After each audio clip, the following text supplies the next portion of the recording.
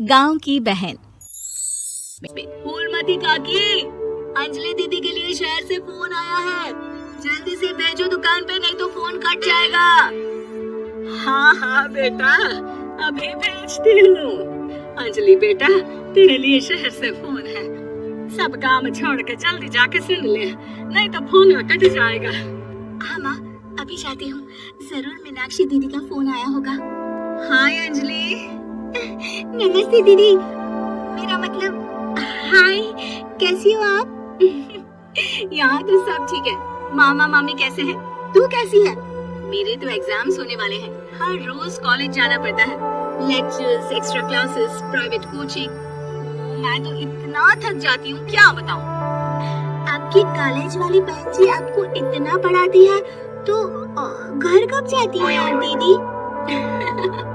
अरे नहीं नहीं, ये सब सिर्फ मेरी प्रोफेशन ही पढ़ाती, मैं अलग से दूसरे टीचर्स के पास भी पढ़ने जाती हूँ। दीदी, फिर तो आप बहुत थक जाती होगी ना, आप ना पैदल मत जाया करो, टांगा ले लिया करो दीदी।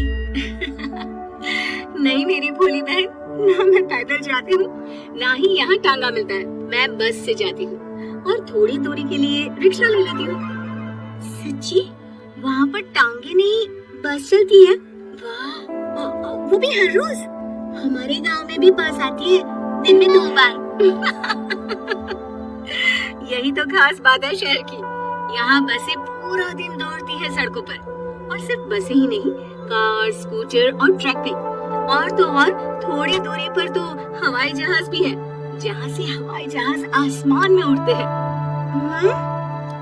अच्छा दीदी, मैं फोन रखती हूँ, बुआ जी फूफा जी को मेरा नमस्ते कहना। हाँ माँ, हम लोग शहर में क्यों नहीं रहते?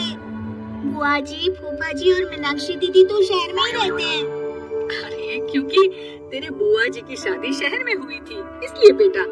शादी से पहले वो भी तेरे पापा और दादा दादी के साथ गांव में ही रहती थी। तो फिर माँ, मुझे शहर भेज दो ना, मैं भी शहर देखना चाहती हूँ। इतनी बार मीनाक्षी दीदी से शहर के बारे में सुन चुकी हूँ, अब मैं भी वहाँ जाकर देखना चाहती हूँ। बस आप मुझे शहर भेज दो। ठीक है, इस बार गर्मियों की छुट्टियों में कुछ दिन रह आना शहर, अपनी बुआ के घर। अब तो खुश ना? हाँ माँ, बहुत खुश। आप देखना, मैं शहर जाके कितने मजे करती हूँ। अंजलि अगले दिन स्कूल जाती है और वहाँ अपने सारे दोस्तों को अपने शहर जाने की बात बताकर चिढ़ाती है। अरे श्रद्धा, शीतल, सरोज, तुम लोग इन गर्मियों की छुट्टियों में कहाँ जा रही हो? एकादशी वाले गांव के मेले में। हम तो दूसरे गांव में नानी के घर जाएंगे, उनका घर नहर के किनारे है, बड़ा मजा आएगा। हम इस बार कहीं नहीं जा रहे, बल्कि हमारे घर में रहने के लिए मेहमान आएंगे। और तू? अरे मेरा क्या है, मैं तो बस पास वाले शहर जा रही हूँ, अपनी बुआ जी के घर, वहीं रहूंगी कुछ दिन। तुम लोग चिंता मत करना, मैं चिट्ठी लिखूंगी तुम सबको वहाँ से। पापा, पापा मुझे तो चक्कर आ रहे हैं, जी घबरा रहा है। बेटा, शहर आने की जिद भी तो तूने ही की थी, अब पहली बार बस में चढ़ी है तो यही होना था। तुम अरे मामा जी, अंजलि, आप लोग आने से पहले बता तो देते, मैं लेने आ जाती बस स्टैंड तक। आओ आओ भैया, आओ बेटी अंजलि। माँ बुआ जी कैसी है वहाँ, और भाभी कैसी है? सब ठीक है, बस अंजलि जिद कर रही थी कुछ दिन आप लोगों के साथ रहने की, सो छोड़ने आ गया। दीदी, आप मुझे शहर घुमाने ले जाओ ना, मुझे भी शहर देखना है। हाँ हाँ, चल तैयार हो जा जल्दी से। अंजलि तैयार होने जाती है और कुछ देर बाद जब बाहर आती है तो अरे ये क्या कर दिया तूने? मार्केट तक ही तो जाना है, इतनी डार्क रेड लिपस्टिक, इतने बड़े बड़े झुमके और चूड़ियां और चेहरे पर इतना सारा पाउडर। मेरी बहन, ऐसे नहीं चलेगा, जा और ये सब हटा के आ। अरे कैसे, क्यों? मैंने शहर आने के लिए इतनी मेहनत से ये सब इकट्ठा किया था, और वैसे भी मैंने देखा है मोहल्ले की राधा काकी के टीवी पर एक फिल्म चल रही थी, उसमें हीरोइन ना ऐसे ही तैयार होकर जाती है घूमने, सब पता है मुझे, मैं तो ऐसे ही जाऊंगी दीदी। अंजलि शहर की चकाचौंध को देखकर बहुत हैरान और खुश होती है। ऊंची ऊंची इमारतें, सड़क पर दौड़ती गाड़ियाँ, बड़ी बड़ी दुकानें, उसके एक्साइटमेंट का ठिकाना नहीं था। दीदी, ये छोटा सा कमरा सड़क के किनारे क्यों रखा है? इसमें कौन रहता होगा? ये कमरा नहीं, पीसीओ है, पीसीओ। यहाँ पर लोग फोन करने आते हैं, सिक्का डालकर। ओह, हमारे गांव में तो दुकान पे ही जाते हैं बात करने। अच्छा चल, तुझे रेस्टोरेंट में खाना खिलाने ले चलते हैं। Excuse me, 2 plate noodles please and chocolate. Meenakshi को ऑर्डर प्लेस करते हुए अंजलि बहुत ध्यान से देखती है और थोड़ी ही देर में ऑर्डर लेकर वेटर आ जाता है और खाना टेबल पर रख देता है। अरे, ये लंबी लंबी सेवइयां खाती कैसे है दीदी?